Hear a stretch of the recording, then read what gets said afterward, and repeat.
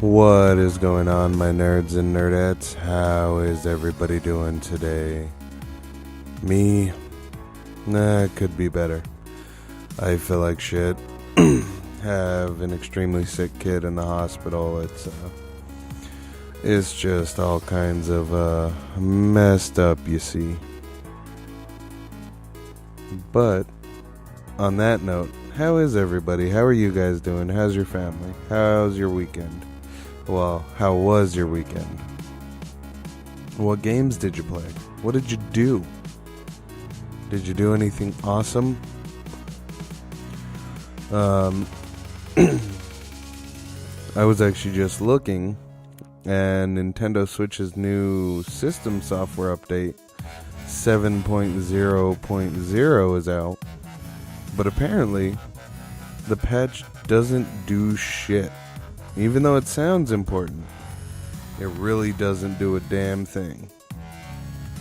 So if I was a Switch owner, I would be a little pissed. Sadly, I'm not.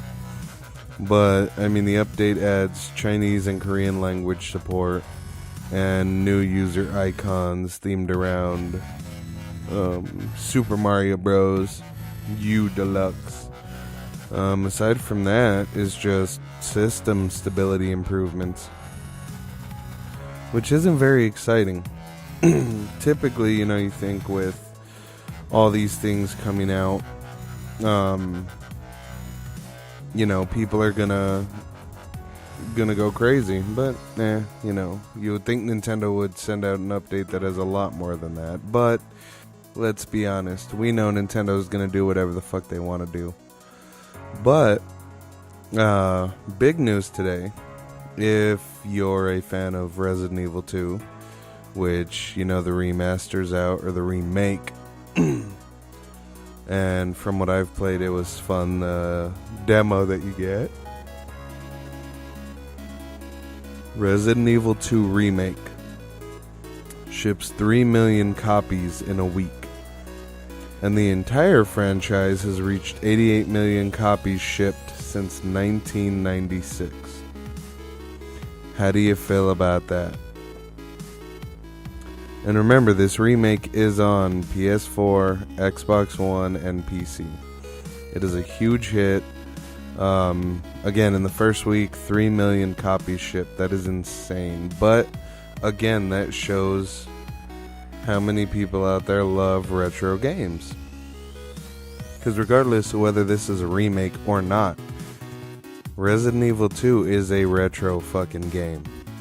So if you're playing it, you're getting a taste of what we had back in the day. But, I mean, like I said, that game made me jump every single fucking time I played, no matter what I did. I could not prepare myself. And now, looking ahead, Resident Evil 2 actually has a new Ghost Survivors DLC, which is free and will launch on February 15th. GameSpot did a review on it and called it a terrifying experience like no other. Now, if you have ever played this game, you know that is true, especially, back in the day. Now, Resident Evil 2 is not only a stellar remake of the original, but it's also simply a strong horror game that delivers anxiety-inducing and grotesque situations, topping some of the series' finest entries. But above all, the remake is an impressive game for the fact that it goes all in on the pure survival horror experience, confidently embracing its horrifying tone and rarely letting up until the story's conclusion. And that is what Resident Evil was always about. Now, they fucked up with Resident Evil 5. That's just a given. And I think 4. But Director's Cut 2, Nemesis, those were all zombies and mutations of the T-virus. So I think they did everything right. Again, minus Resident Evil 5.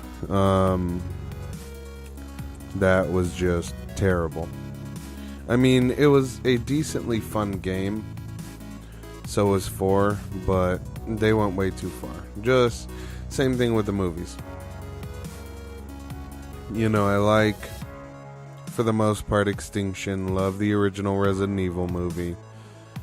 And as for Apocalypse, not bad. But after that, just too fucking far. Way. Oh god, I was trying to go deep. It wouldn't let me. Oh man.